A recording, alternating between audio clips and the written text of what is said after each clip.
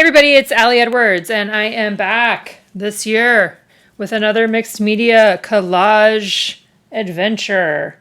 This year, I'm going to do some trees. Last year, I did ornaments, and I made a whole ornament wall hanging thing, which is really cool, and I'll link you guys so you can go check that out. I loved it. I loved having a mixed media project to embark on. I loved that it was something I could do here and there over the season. And I love how it turned out in the end. So, back again.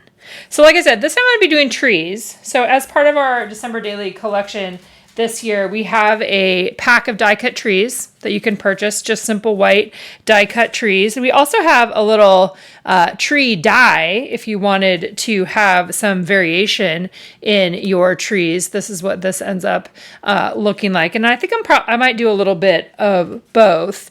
And you can see here that I've just like scratched the surface of starting to make some of these.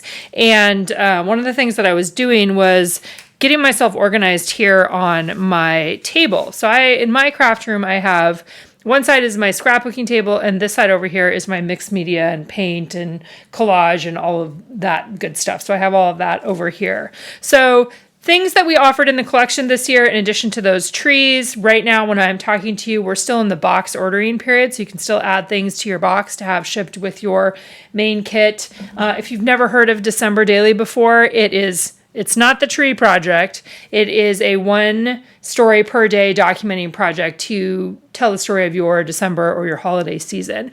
But last year, in addition to doing that project, which I've done since 2007, I think, 2005, 2007. I wanted a crafty project or a mixed media project to do. So I did, like I said, an ornament one and loved it so much. And so I'm back to do something like that again. So I have my silk screens.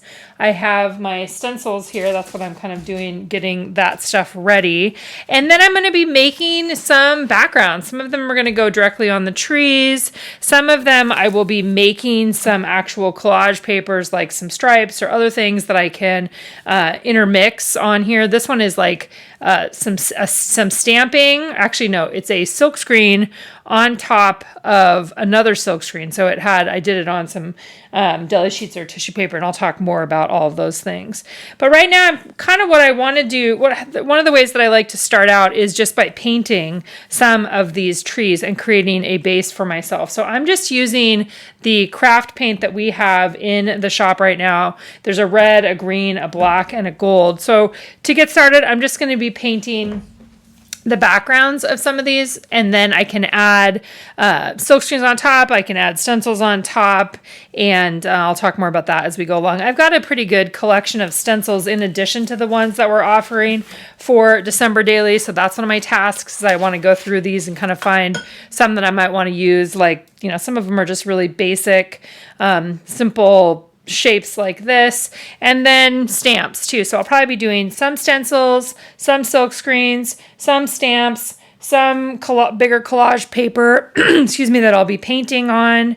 But today, in today's video, kind of just as my starting place, I'm just going to do some painted backgrounds. I also have some plastic pieces out here. This is graphics plastic, and my hope is that I can cut a couple of my trees to this plastic shape. That was one of the things I liked last year. Some of the ones I ended up were shaker ornaments. Some of them were just plastic, like I can silk screen on top of the plastic. I think that would be a fun thing to add in here. And then at the end, I'll decide, do I want to make like a wall hanging like I made last year? Do I want these to be more like ornaments, like have a tree that had a bunch of collage trees on it? And maybe in that case, I would do something on the back too. Last year, I only did one side, and that made it a lot easier to just do one side. So I'm kind of thinking that maybe I'll just do one side again, but I'm starting this, it's the middle of September when I'm starting this. So it's giving me a lot of time to begin the process, a lot of time to play around as well. Okay, so I'm going to dive in and just paint some backgrounds of some of these trees. I think in addition to those red and greens, then I probably have A couple other colors that I might want to add in my regular paint, and I'll let you know when I do, if I add in some other reds. I kind of like having different colors of red sometimes, so that might be something fun to do as well. Today, base layers. All right, so what I'm going to be showing you here is just a variety of different things that I've done to create some of these trees. So I'm just partially into this process now. So you can see right there, what I'm doing first is I wanted to try using the metal die with one of the transparencies. So this is one of the transparencies from the 3x8 transparency set. I just wanted to see if it would work. It doesn't cut all the way through, and I don't know if that is operator error or if it just is too thick to cut. So if you are somebody that does a lot of manual die cutting, will you let me know if there's something else I can do to make that work? I ran also the graphics plastic, which is pretty thick and thicker than even our transparency, at least the version that I have here. It also gives me the indent, but it doesn't cut all the way through, so I just use my scissors to cut it off. At the beginning of the boxing period this year, I did some samples of the silk screens and the stencils. This one right here is a stencil of, it says Jingle All the Way, and I just went ahead and used one of the trees as a template to cut that out. Next up, I am adding some white rub-ons. These are from Tim Holtz, some white rub-ons. I've had these for quite a while. I have a pretty good stash of things that I've used at different times over the years, and I had fun with my ornaments last year just diving into that stash and using a variety of things as I created the ornaments, and I'm definitely doing that here with the trees as well. So love the rub-ons. Yes, just 100% love them. They are a really fun thing to add on. So I did one on a painted one, and then I'm cutting up another version here. So this is just like using the full sheet, right? Or parts of the full sheet. I'm going to add this directly onto the smaller tree. So as I was working through this, what I decided is that I'm going to use a combination of the tree die cuts, so the ones that you can buy that are already all cut out, mixed in with some of these smaller trees that I am creating from the die cut, the actual metal die cut. You'll see in a future video that one of the things that I'm going to do is I'm going to stitch some of those smaller trees together and make them longer. I'll probably do more of that when I get to the actual final part of figuring out how I'm going to display these this year. Right now, I'm still kind of thinking that I'll probably do something similar, some kind of a wall hanging like I did with the ornaments last year, but I haven't decided for sure yet. Right now, my focus is just on creating these trees. And one of the things that I love about this process right here, you can see I'm just painting. I'm using our red craft paint to get an initial layer of paint onto those trees. One of the things I love about this is it's something that I just can work on here and there, right? As I come in and out of my office, sometimes I'll do like another little layer of paint, or I'll pick up one of the trees and I'll add some embellishments or some washi tape or something else on top of them. Pretty much from now through December, that side of my table will just have mixed media things happening, trees, embossing, stencils, silk screens, paint, all of those kinds of things. And so it's just a fun way, I think, to enter into the season. And obviously this is something that you could do for any holiday sort of thing too. You know, pick a shape and have fun playing with the supplies that you have, whether they're scrapbooking supplies or other mixed media art supplies, those sorts of things. So I'm doing another round here of painted trees. So I did six red ones, and then I'm doing 6 green ones. I don't start all of these with paint. You don't have to. You can if you want to. Some of them I leave white, and I'll add a different initial base layer, such as repeat stamps, like the little red stamps that you see up on the top on some of those trees. It's really just up to you. And I'm honestly I am not thinking through, I'm not thinking, oh, I need to have 5 of the green ones and 6 of the whatever. I'm just getting stuff on these, right? That's what I'm doing right now. I'm getting paint on, I'm getting some sort of texture. You're going to see me place some other layers. So here's a bunch of the ones that I had painted. So that's using the red and the green craft paint that we have in the shop. Like I mentioned earlier, I do use a couple different golden paints. This one's like more of a burgundy, and I kind of wanted to see what it would look like. So I grabbed 3 of the trees, and this is some blue tape from scrapbook.com, which is a repositionable tape. It's great for if you want to have like do a half and half. So what I'm going to do here is I'm actually going to paint on the bottom half. Again, this is that golden, some sort of magenta paint. I end up going back over this with a more true red. You'll see later on. Again, this is not the kind, I'm not worrying about this in the way of like, oh, it needs to be perfect, whatever. I'm just trying stuff. And I think that that's one of the things that I love about mixed media and love about this kind of play. Okay, so now I added in some more red to that burgundy to make it a different kind of red. So it's still a darker red than that craft paint. And you can see that difference right there as I'm painting a layer. This is kind of a mixture of a couple other reds there, but I'm just playing, right? That's what this is. It's really just plain. So I'm taking some more of that darker red now and adding that actually on top of those trees that I painted previously. Here's those half trees, or the half painted. So when I move these over to the side, like when they disappear off the screen, I'm just moving them over for them to be able to dry, and then I'll pull dry, and then I think I pull them back over here again. One of the stamp sets that we offered this year has some little patterns on them, so now I'm going to go ahead and create some backgrounds just with the dots, the polka dots on the stamp set. And I'm using a couple of our different green inks. That's Willamette and then Mackenzie. Those are the names of our greens. Again, just, I don't know what's going to go on top of these yet. It's a mystery. That's part of the fun of doing this. Now that guy right there is actually a silk screen of like a floral snowflake. And I had the sample that I had done on some deli sheets. Now this right here is a deli sheet, and it's literally the kind of thing that you would buy for a kitchen or something, like or to wrap something in.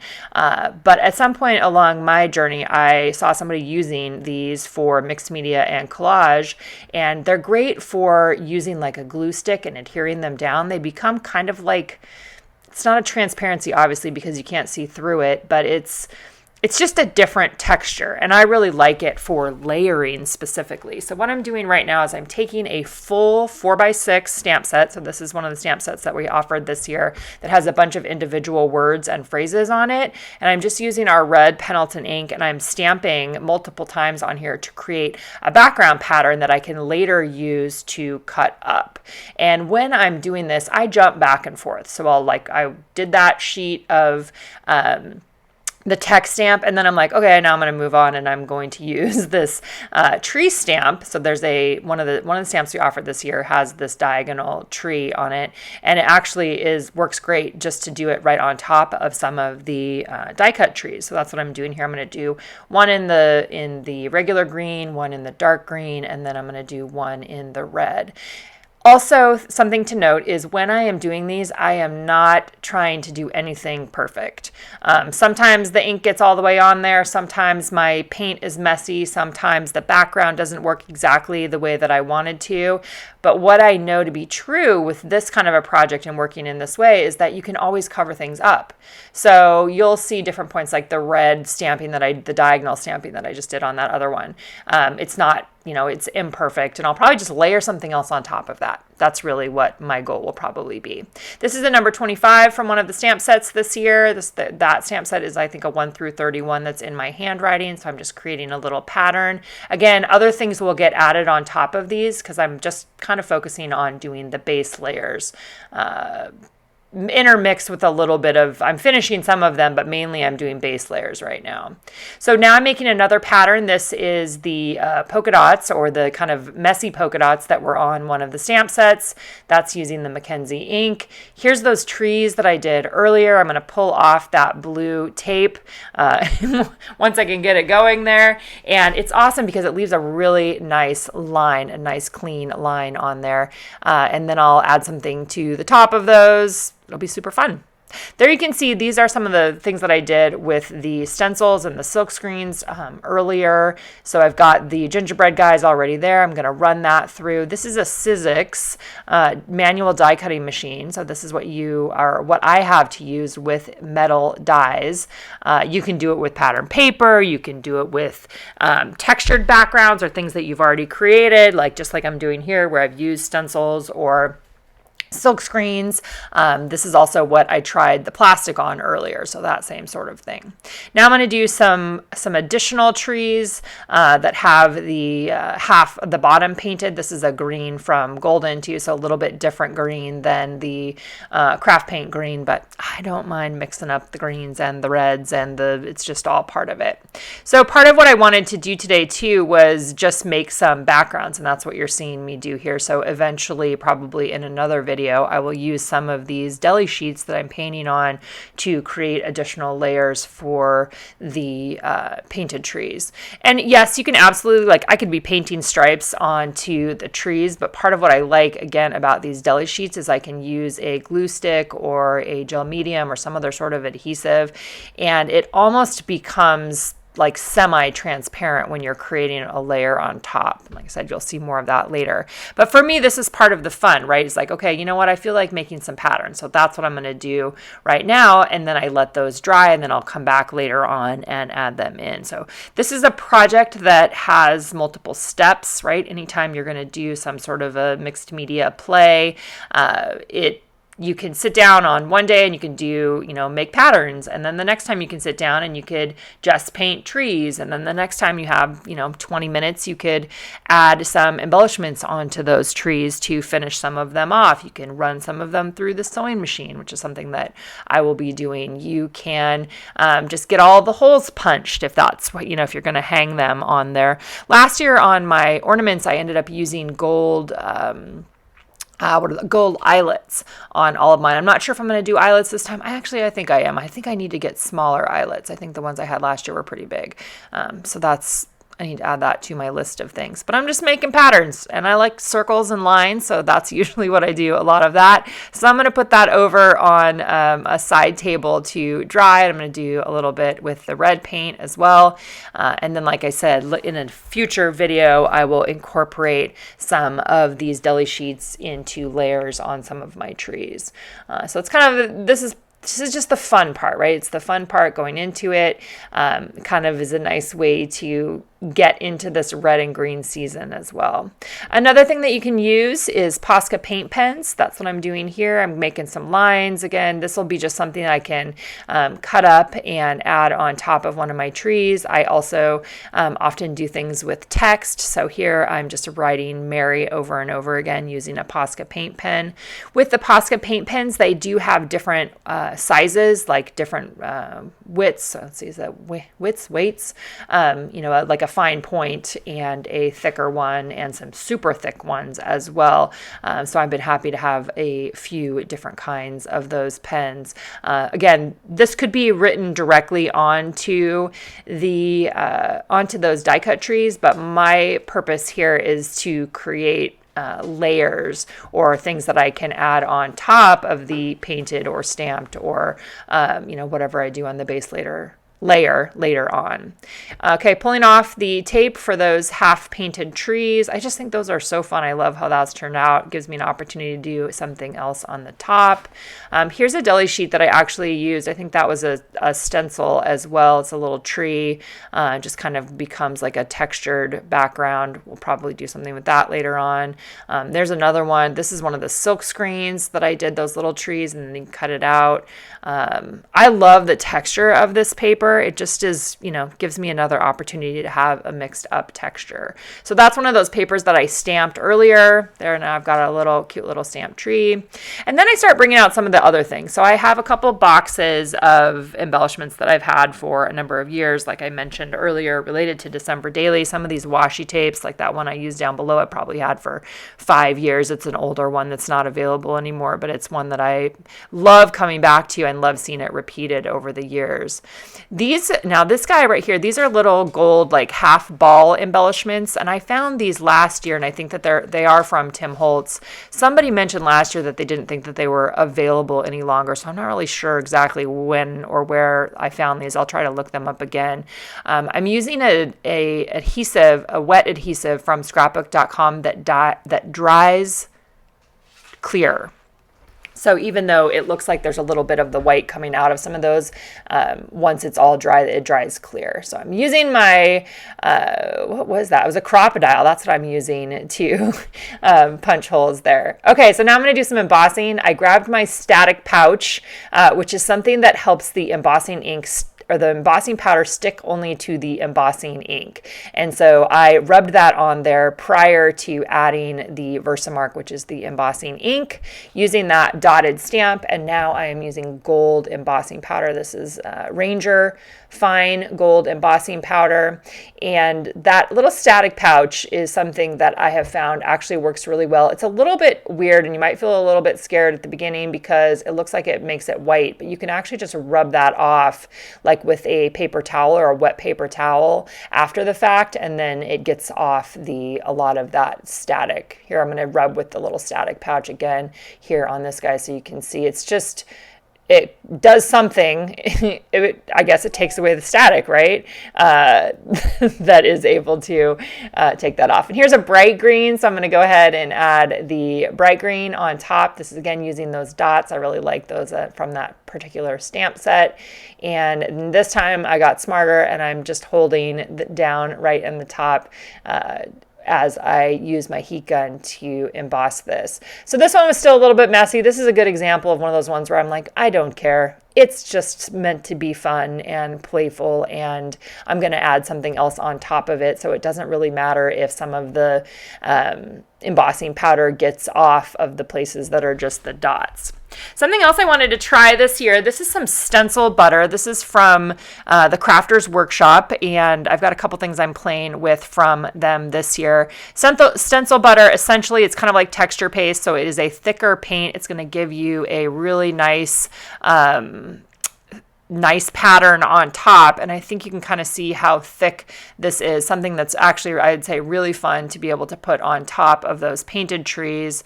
I was using, in that case, a stencil from Tim Holtz. This is a red stencil butter, so I had, the previous one was like a pearl one. I can't find my December daily stencils. I will be using them for some of these. I've been looking for them, and I think I might need to go over to Katie's house and get hers. But there's a red on red. So doing a variety of different things, kind of jumping around a little bit. There's running a piece of vellum from last year through the die cutting machine. And here I am right here cutting out, using one of the trees as a template with some vellum. So this So Much Joy is a vellum sheet that was in the main kit, I believe, last year for December Daily.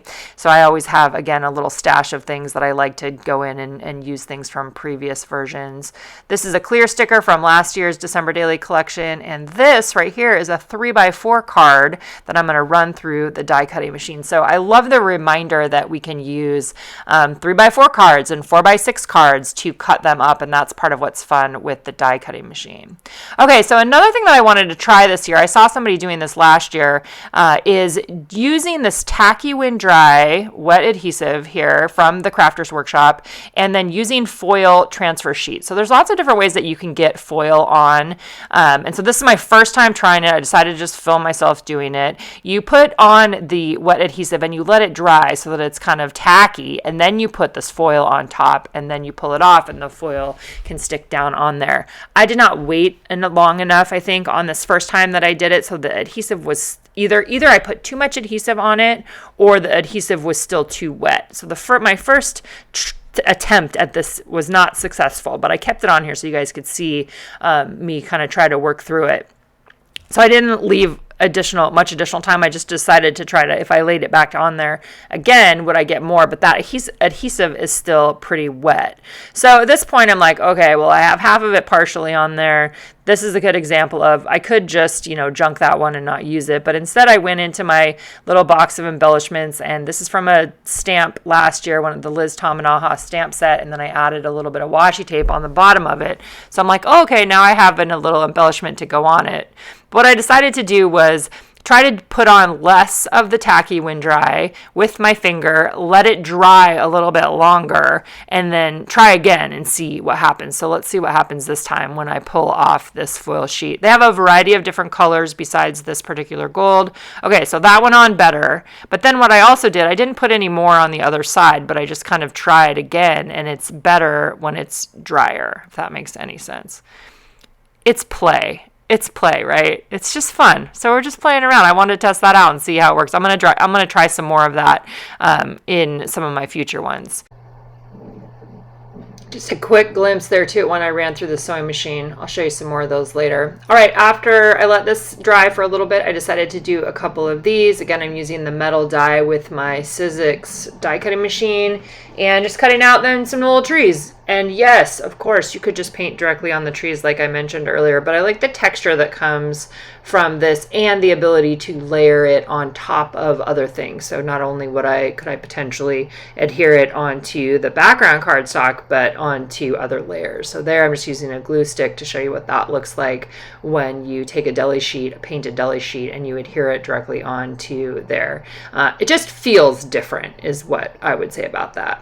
All right, I also wanted to play around a little bit with some of those half painted trees. I'm going to use that stencil butter again from the Crafter's Workshop. This is an old stencil from Tim Holtz. Actually, it might still be available, but old to me, with some cute little X's, repeated small pattern there. I'm adding that on top. That stencil butter again is nice and thick for that. I'm going to do another one of this is a silk screen, the tree silk screen that we have this year, and I'm just orienting my tree die right on top of the middle of that. I just think it looks cool when you cut it out. You know, it's a portion of the tree, still looks very tree-ish. Another thing I wanted to try, I was trying some doing the silk screens on top of the paint. I'm just using gesso on this one. This does not turn out, so this is I like to try things sometimes and be like, this one didn't work. And the main reason why I think this didn't work is that the gesso is just too thin. And so as you'll see here when I lift this up, and maybe I'm using too much paint, that could also be true. I'm using a palette knife to just spread that on there, but it definitely went through. So a little bit of a thicker paint can be better. This one I am using a texture paste. It's a Ranger texture paste just to see what happens. I washed the silk screen in between, and then you can see it's a much better version of that silk screen.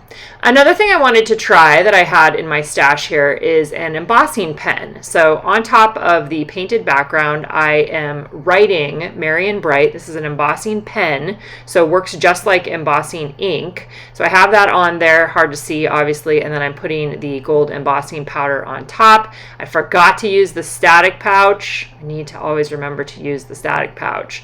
But if your embossing powder gets a little bit in the wrong places, you can always just use a little paintbrush, which is what I'm doing right here, a dry paintbrush, to get some of that extra glitter or the embossing powder off of there. This turned out so cool as it starts to dry here. I definitely want to do some more text on trees or hand-drawn things on the trees. Just turned out, it was really fun. And I love that it can be, you know, basically in that gold foil, or it could be in any of those embossing powders that I have over to the side. I don't know why I haven't used this a lot in the past, but as you guys know, sometimes that's just how it goes. So punching a hole in there, I've got the Merry and Bright. That one turned out super fun. And then I decided to do one that just had lines. There is a brush, I had a brush pen version, and I'll link these for you guys, and then just a regular pen, I think I had a couple different options here. I'm going to use that bright green again that I used to create dots earlier, and just gives me this fun stripe that I then can heat up with my heat gun to melt it in place, and it has a nice texture, you know, kind of a, well, it has an embossed texture. Oh, it's so fun. It's super fun. All right, so there's what that one looks like. And I'm going to add more things on there. The last thing I wanted to show you is I played around with some of the Tim Holtz Distress glitter on top of those stamped trees. So I'm going to put a small layer of gel medium. I'm just going to use my fingers on here. And then I'm essentially just going to dump that distress glitter right on top, and it gives that nice frosted look. So I'll let those dry, and then you'll see those pop up again in a future video. That's my starting place. Bring on the holidays. Let's go. Have some crafting fun. All right. Thanks so much, you guys. We'll see you back here again soon.